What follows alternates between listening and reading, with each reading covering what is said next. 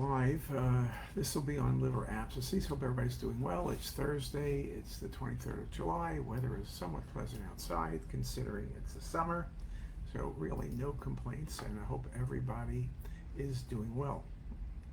Now the topic of liver abscesses is always a topic that's of interest. Remember, why we look at liver abscesses can be due to a range of different possibilities, and that includes the possibility that you're looking at a patient who's febrile, and a patient's febrile, and then you want to look and say, well, what's the source of fever? Spleen, liver, kidneys, bowel, retroperitoneum, lots of possibilities. Okay, so that's one possibility. Another possibility is you have weight loss, fever, just a range of symptoms, and you have a liver lesion, and the liver lesion is possibly an abscess, but it may not necessarily be an abscess. I think one of the challenges we talk about is that abscesses can look somewhat specific, but they can look very variable. When you think about an abscess, you could think about the possibility of perhaps it's a cystic metastasis. It's a primary tumor. It's an infarct. Those are all going to be things you want to be considering and things you want to be thinking about. So when you do differential diagnosis, you cover all of the bases. Now, there was a recent article just published, and it's published online, middle of July, by Zara and our team talking about hepatic abscesses, and I'll just read you the summary abstract. Hepatic abscesses pose a diagnostic challenge worldwide, with up to around 80% of cases initially missed in the emergency setting. This can be attributed to their clinical and imaging appearance, varying considerably depending on the underlying pathogen and abscess per se. CT remains the primary imaging modality. Key imaging findings include the cluster sign and double target sign of pyogenic abscesses, the solitary rhizocapsular morphology of amoebic abscesses, the microabscesses we see in immunosuppressed patients, where often it's liver, spleen, and kidney, or liver and kidney, maybe not liver alone.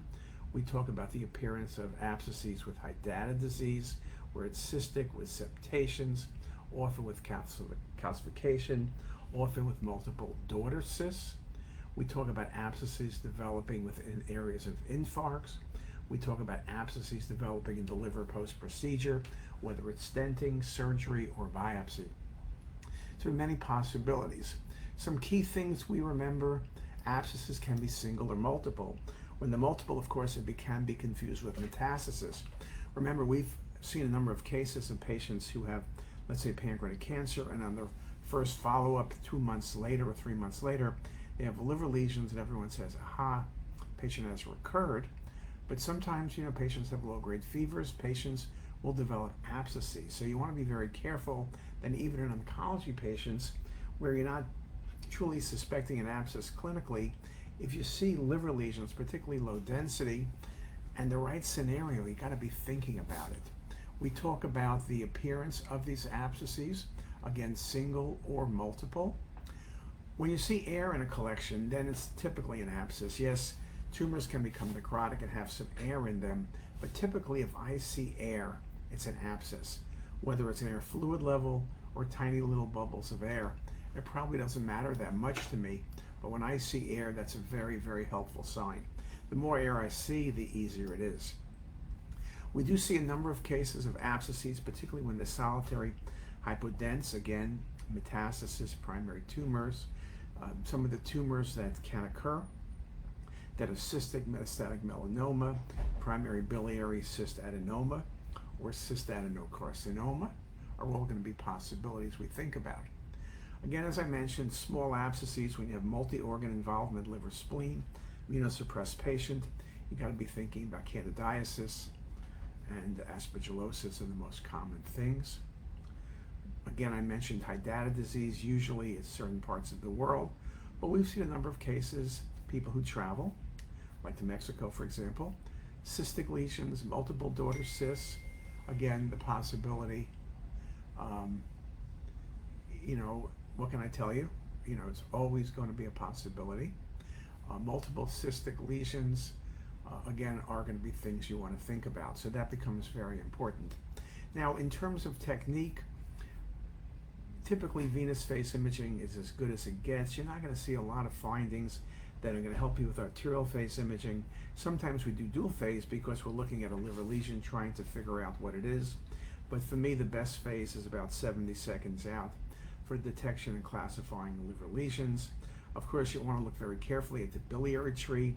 Maybe there's some communication. You can see that.